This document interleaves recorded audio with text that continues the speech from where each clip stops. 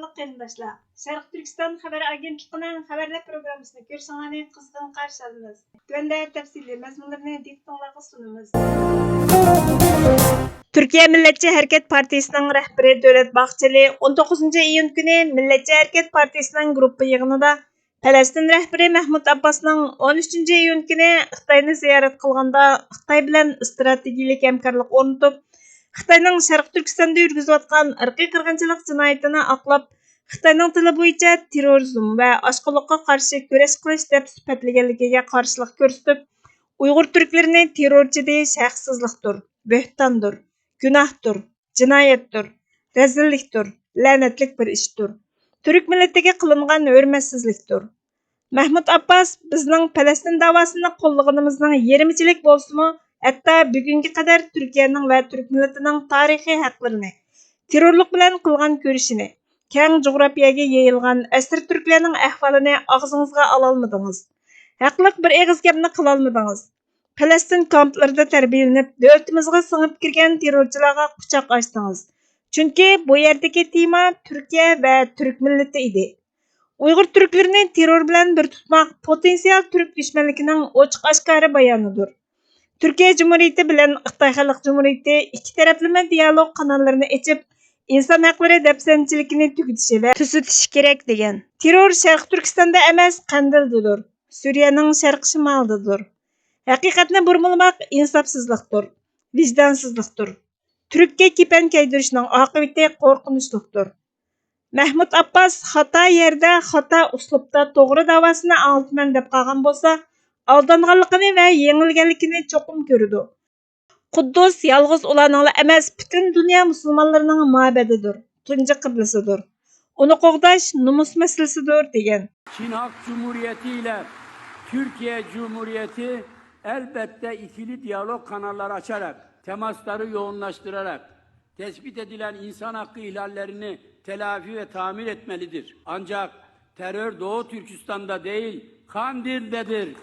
Suriye'nin kuzeydoğusundadır.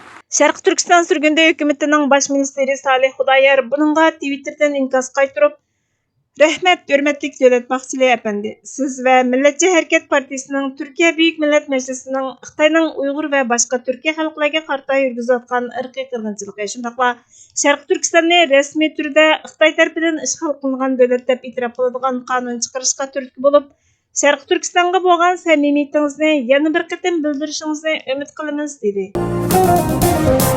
Amerika millat vakillari ta'minlash zanjiri haqida mashina shirkati ijroiya amaldorlariga besim ishlatadigan.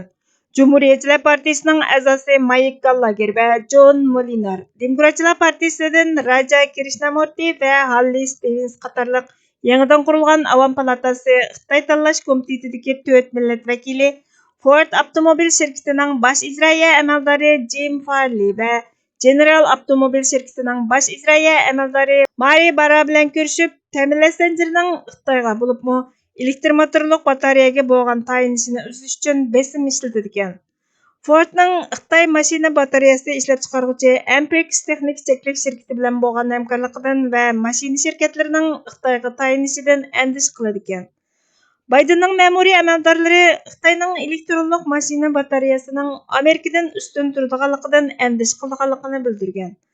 Ular zamonaviy Ampex texnikasining Xitoy kompartiyasi bilan qo'yiq munosabatining borligini, Amerika shirkatlarining mahsulotlarining bahosini tushirish maqsadida qilingan Xitoy hukumatining yordam mablag'idan bahramand bo'lganligini aytgan. Zamonaviy Ampex texnikasi haqida andishalarini ifodalashni, shirkatlarni Uyg'ur majburiy emgaki orqali ishlab chiqarilgan mashina parchalari bilan ta'minlanmaganligi haqida besim ishlatishni kutadi ekan. Reuters agentligining 20-iyun kunidagi xabariga qaraganda, Xitoyning yuqori darajalik taftish amaldori seshanba kuni Xitoy Markaziy bankisining sobiq muavin boshlig'i Fan Yifining parxo'rlik jinoyati bilan qo'lga olinganligini uqtirdi. 59 yoshlik Xan pul muomala sohasidagi chirik amaldorlarni yo'qotish maqsadida qo'lga olingan eng yuqori darajalik katibash hisoblanadi ekan. Xitoy davlat taratqullarining xabariga asoslanganda, Fan kompartiyadan qo'g'langan va xizmatdan bo'shatilgan. Oliy xalq taftish mahkamasi bayonotida Diloning davomli tekshirilayotganligini va fanni sotlaydiganligini aytgan. Parxo'rlikqa qarshi turishdagi yuqori darajali kuzatchining so'ziga asoslanganda, qarz mablag'i va mol-mulkni qonunsiz qabul qilishda huquqidan qalaymaqon foydalangan ekan. Shaxsiy intiqom va qisos kabi kishilik kurashga chetiladigan bir yo'lga qadam ilishda o'limni hisob-kitobning eng boshiga keltirib ish boshlash aqlli bir ish ekan.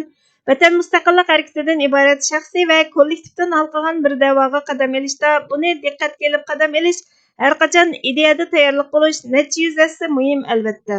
Bu ma'nodan ilib aytganda, g'alaba qilganda qisosnimi, intiqomnimi teng ado qilg'ili bo'ladigan bundaq bir yo'lga kirishda o'limning har qachon duch kelish mumkinchiligiga ega birinchi o'tkal, yuzlashish muqarrar bo'lgan cho'ng sinoq ekanligini hisobga olib turib da'vo sepiga qadam ilish aqalli savoddir. Shundaqla mustaqillik harakatida oldin idrok qilishga tegishli ideviy tayyorlik va salohiyat hozirlashga tegishli avvalgi shartlar jumlasidandir. Sizga vaqt ayirganingiz uchun ko'pdan ko'p rahmat. Kelar qatimki programmamizda ko'rishguncha Allohga omonat bo'lgaysizlar.